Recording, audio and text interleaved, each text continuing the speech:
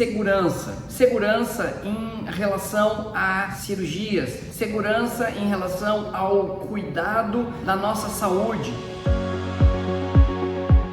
Então, são tantas coisas que têm acontecido, são tantas coisas que nós temos visto através desses canais da internet que realmente são coisas que me preocupam muito. Em primeiro, eu queria te dizer que em relação à saúde dos indivíduos e ao cuidado que a gente deve ter com as pessoas, todo médico ele sabe o que é certo e o que é errado. É uma questão ética, é uma questão moral. Cada um que cuida da sua vida, ele sabe aonde que está conectado e ele não pode sair da sua essência para que ele possa seguir aquilo que ele jurou no dia lá em que ele pegou aquele diploma. E o propósito primeiro, ele é servir. Mas é claro que nós recebemos dons e talentos através do estudo, através do conhecimento, através da ciência, nós podemos refinar tudo isso. Junto com a tecnologia, nós podemos então melhorar tudo aquilo que aprendemos na ciência, e tendo discernimento e bom senso, nós podemos então executar e tomar uma ação. Em termos de segurança do paciente, é muito importante a gente entender que o básico vem primeiro. O básico primário é aquela grande roda gigante da fortuna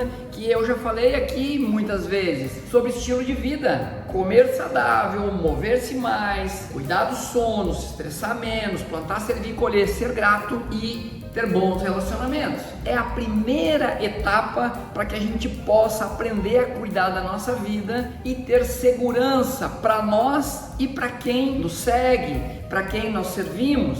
Então, segunda etapa é o cuidado de utilizar como médico alguma coisa que está faltando, um suplemento. Esse suplemento pode ser via oral, esse suplemento ele pode ser um suplemento endovenoso, pode ser injetável, não tem problema. Mas a gente tem que saber o funcionamento das coisas, saber a interação de tudo, que tudo está interconectado. Então, a gente abre hoje uma internet e a gente está cansado de ver múltiplos tratamentos, aparelhos para que se use para poder ter mais saúde, para poder ter longevidade. Não adianta aparelho, não adianta remédio caro, não adianta célula-tronco, peptídeo, se você não fizer o básico bem feito. Tanto aquilo que você se alimenta quanto aquilo que você pensa, para suas emoções. Isso é o mais importante e é isso que vai te dar mais segurança no todo. Mas se você não fizer o básico bem feito, isso tudo vai por água abaixo. E agora eu quero te falar o seguinte: a gente precisa ter um protocolo e um checklist para cirurgia segura.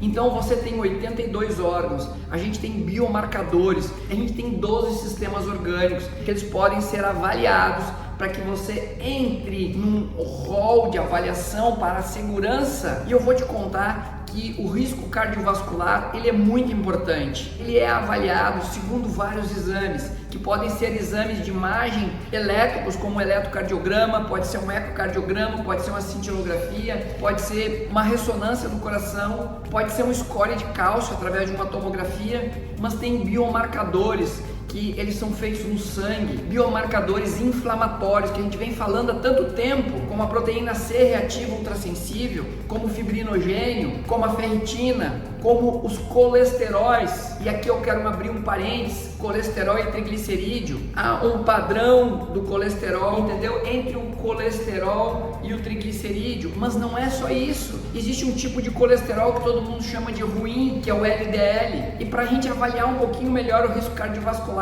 existe um outro biomarcador que chama-se lipoproteína A e ApoB. Esses biomarcadores nós viemos pedindo ao longo do tempo e pedimos para os nossos pacientes como risco cardiovascular. Mas hoje isso se fala mais, isso está mais em voga, isso se cuida mais. E além disso, se pedir todo um padrão de avaliação para trombofilia, exames antitrombos, como por exemplo MTHFR, como por exemplo fator de Leiden, proteína S, proteína C, antitrombina, entre outros. Então, a gente tem um mapa que a gente faz de biomarcadores. Eu estou falando para ti um pouquinho hoje sobre os biomarcadores da parte cardiológica. Mas por que eu estou falando isso? Porque a doença cardiológica é a doença que mais mata. não é o câncer que mais mata, a doença cardiológica é ainda que mais mata homens e mulheres. Então, é muito importante a gente entender o risco cardiovascular. Agora, é mais importante a gente entender que o ser humano funciona interconectado. E, em relação à parte cardiovascular, em relação a simplesmente a gente entender bem um exame genético que é barato, que é o MTHFR, vai poder te tirar de grandes problemas, por exemplo, antitrombos.